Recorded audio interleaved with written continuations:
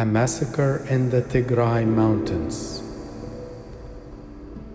A voice is heard in Tigray, weeping and great mourning, survivors lamenting for their loved ones and refusing to be comforted because they are no more.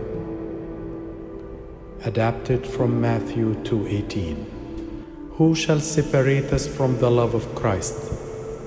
Shall tribulation or distress, or persecution or famine, or nakedness, or peril, or the sword? No one can separate us from the love of Christ. Now, lift up your eyes to the mountains of Tigray. What will you see? Tigray, the northern beauty of Ethiopia, the city which hosts several stunning rock-cut churches clustered in its mountains. Now, the mountains of Tigray became witness to a genocide, as thousands of innocent civilians were massacred in cold blood. They thought they were safe in the church. Then the soldiers arrived. For months, the Christians of Tigray were targeted, attacked, tortured, and then martyred. The cries of the Sunday school children echo in the mountains of Tigray as their lifeless bodies were left unburied in their Sunday school worship attire. Some even were completely unrecognizable. Their shoes, their shirts, and their bags are drenched with their pure blood. The smell of death encircling over the mountains.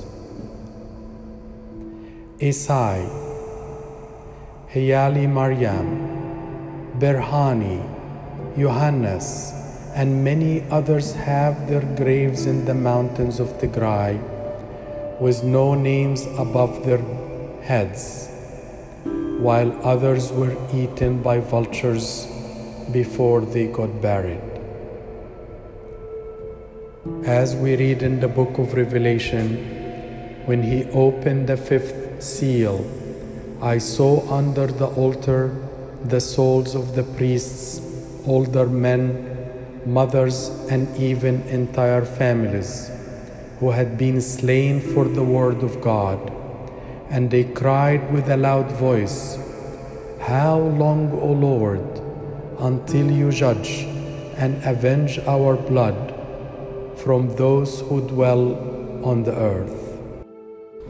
This all too similar scene was also witnessed in November 2020 in the sacred, beautiful city of Axum, which is presumed to house the Ark of the Covenant.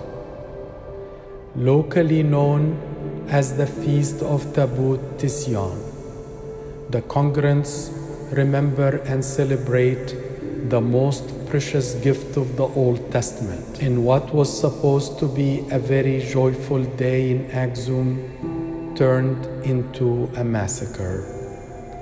Thousands of brave men, women, and children were viciously attacked and slaughtered on this festive occasion.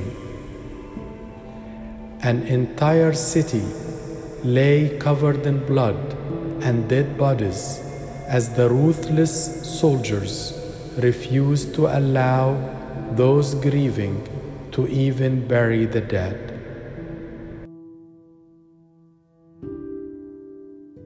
As Saint Ignatius, 3rd century bishop of Smyrna and martyr, said, "Allow me to become food for the wild beasts." Many of the victims' bodies in Tigray were left unburied and became the food for the beasts of the mountains. As Saint Ignatius continues saying, "I am the wheat of God and shall be ground by the teeth. of the wild beasts to become Christ's pure bread. Daughters of Ethiopia, rejoice, because your fellow citizens of Tigray have become your intercessors before the throne of God. Daughters of Ethiopia, rejoice, because the Tigray victims are now the new 21st century martyrs, whose pure blood will strengthen the faith of Christians in Ethiopia.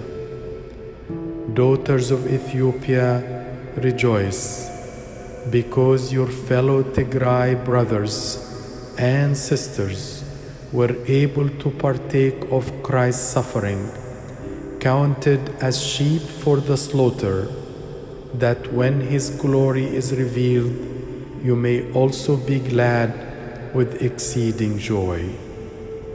The blood and the flesh of the Tigray martyrs, integrated with the soil, will forever enrich the faith of this great country for many generations to come, and be transformed to be a Christian pillar of orthodoxy. Now, lift up your eyes to the mountain of Tigray. A massacre in the mountains had occurred, and God is the witness.